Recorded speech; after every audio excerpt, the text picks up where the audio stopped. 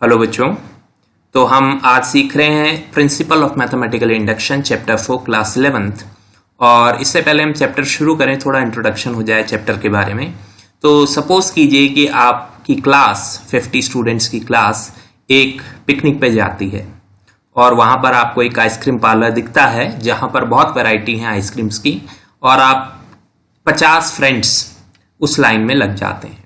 ठीक है, और ये 50 फ्रेंड्स एक दूसरे पे बहुत ज्यादा डिपेंड करते हैं, एक दूसरे की बात मानते हैं, इस प्रकार के फ्रेंड हैं।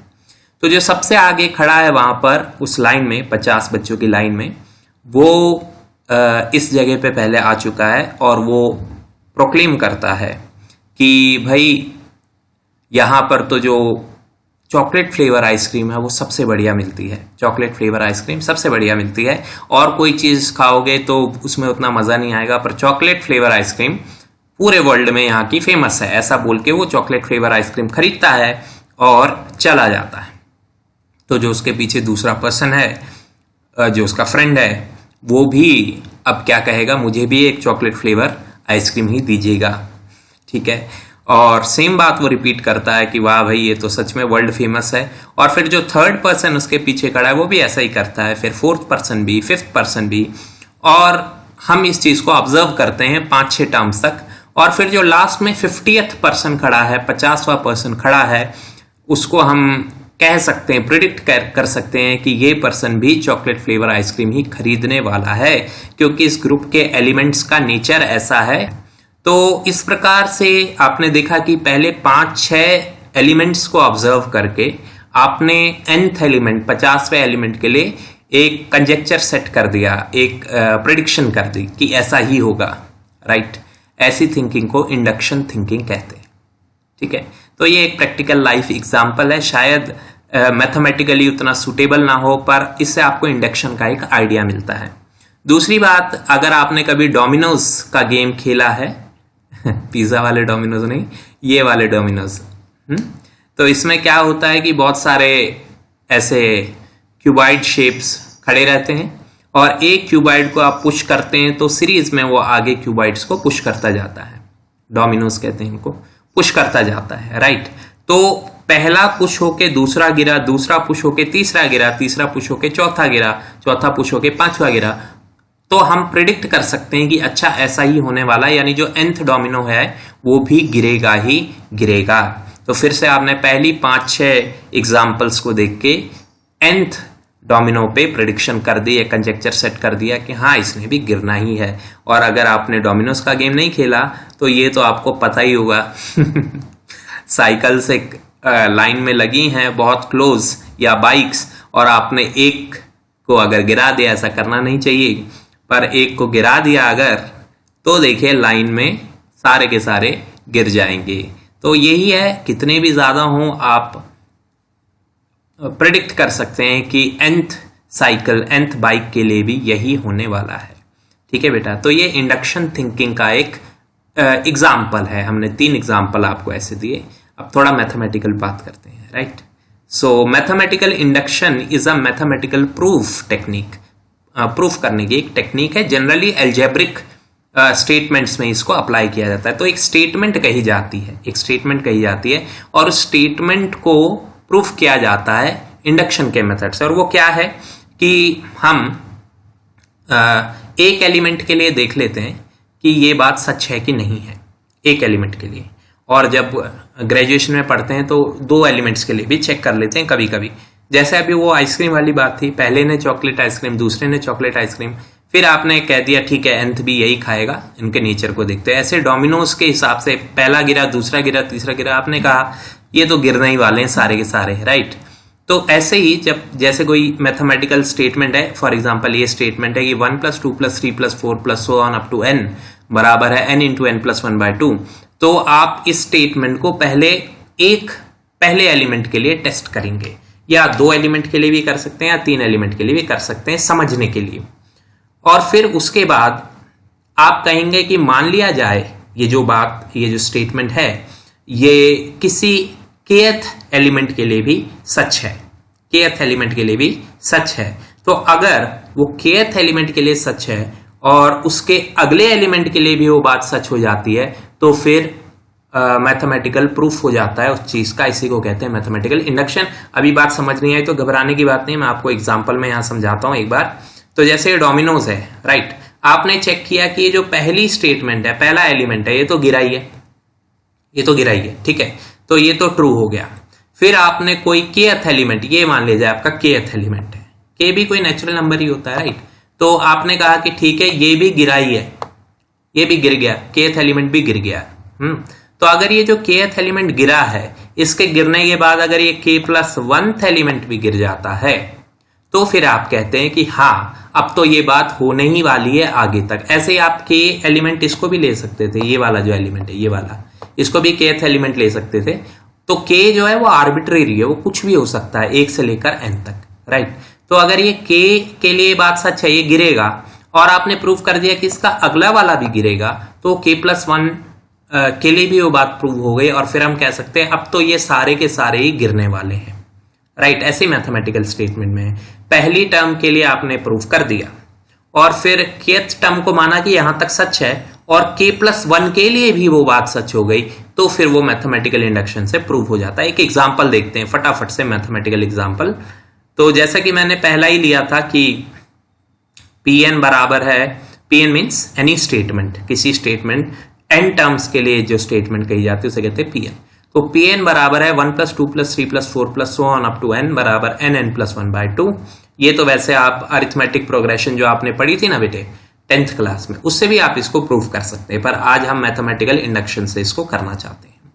तो हमने पहले क्या कहा, हमने कहा ठीक है n बराबर 1 के लिए देखते हैं ये बात सच है कि नहीं।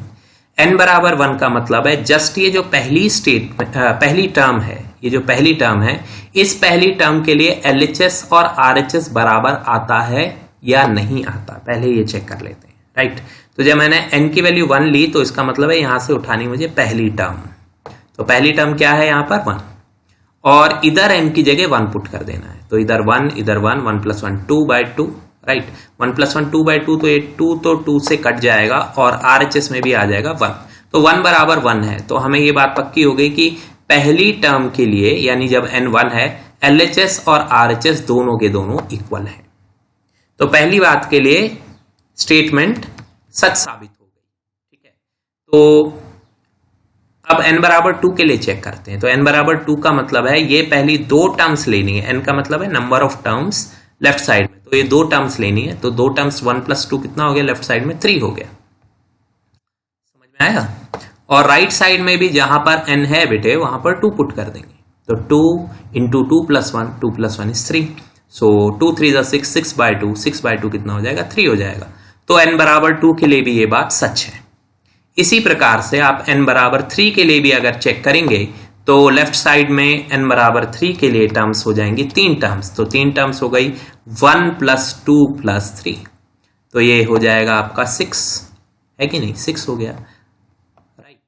और राइट साइड में n की जगह अगर आप 3 पुट करोगे तो आपको क्या मिलेगा, n की जगह 3 पुट करेंगे तो 3 इंटू 3 प्लस 1 4, 4 3 12, 12/2 6। तो n बराबर 3 के लिए भी ये बात सच है।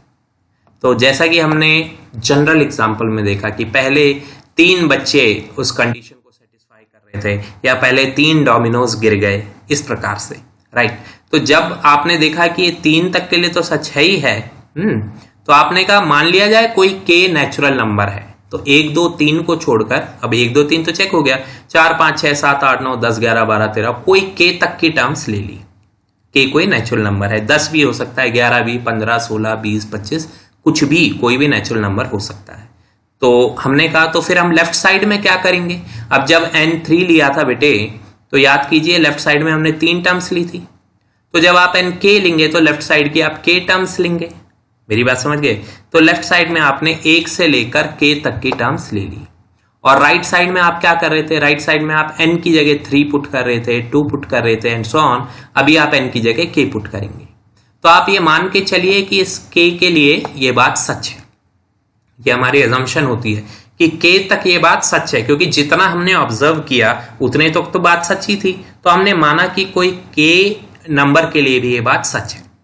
तो अगर ये k तक सच है और उसकी अगली टर्म के लिए भी, मतलब इस k टर्म ने उस अगली टर्म को भी प्रभावित किया और वो भी सच आ जाता है, जैसे डोमिनोज उस kth डोमिनोज ने k+1 डोमिनोज को गिरा दिया, या वो kth बच्चे ने k+1 बच्चे को भी चॉकलेट आइसक्रीम खाने के लिए बाध्य कर दिया, मजबूर कर दिया किसी प्रकार से, तो फिर ये बात सच साबित हो जाती है। मेरी बात समझ में आ गई? तो मैथमेटिकली इसको कैसे करेंगे? मैथमेटिकली ऐसे करेंगे कि ये बात तो हमने मान ली कि ये सच है, राइट बेटे। अब हम आएंगे k+1 पे। k+1 पे तो k+1 का क्या मतलब होगा? k+1 का मतलब होगा लेफ्ट साइड की जो आपका LHS है उसकी k+1 टर्म्स लेनी है, 1 से लेकर k+1 तक की टर्म आपको लेफ्ट साइड में लेनी है, ठीक है। और RHS में क्या होगा? RHS में जहां पर n है उस n की जगह आपको k+1 पुट कर देना है। तो लेफ्ट साइड में k+1 टर्म्स ले लेनी है और RHS में n की जगह k+1 पुट कर देना है, ये इसका लॉजिक है। तो देखिए बेटा, जहां पे n था वहां पर k+1 पुट कर दिया, और जहां पर n+1 था, आपको याद होगा क्या था? n था फिर इंटू n+1 था, है कि नहीं? तो जहां पर n था वहां पर k+1 पुट कर दिया, और जहां पर n+1 है तो वो होगा k+1+1 यानी k+2 और डिवाइड बाय 2। तो ये आपको शो करना है, we wish to show that this is equal to this.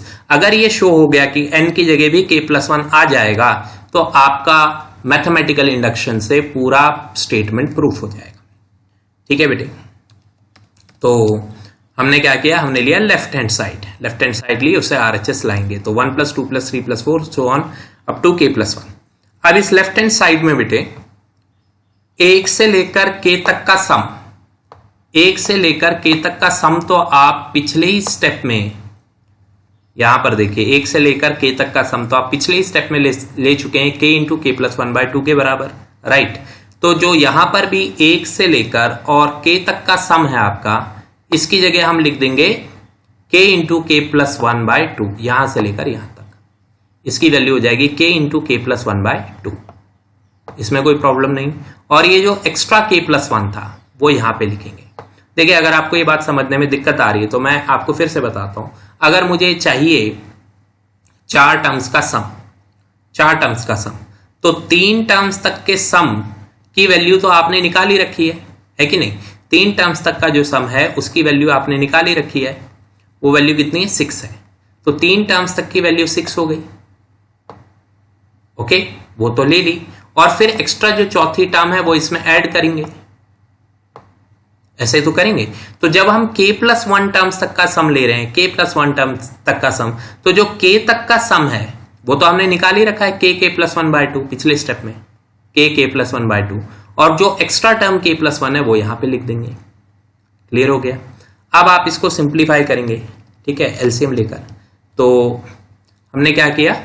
पहले कॉमन ले लिया k+1 दोनों टर्म्स में, k+1 बाहर आ गया और ये k/2 बचा यहां पर, +1 बचा यहां पर, एलसीएम लिया तो k+2/2 हो गया, प्रूव हो गया जो आप चाहते थे। तो जैसे ही ये प्रूव होगा आप कहेंगे कि हाँ जी pk+1 ट्रू आ रहा है। इससे प्रिंसिपल ऑफ मैथमेटिकल इंडक्शन से हम ये कंजेक्चर बना सकते हैं, कह सकते हैं कि ये जो बात है वो पूरी n टर्म्स के लिए सच है। कोई भी नेचुरल नंबर ले लीजिए, और यही इंडक्शन है, मैथमेटिकल इंडक्शन है।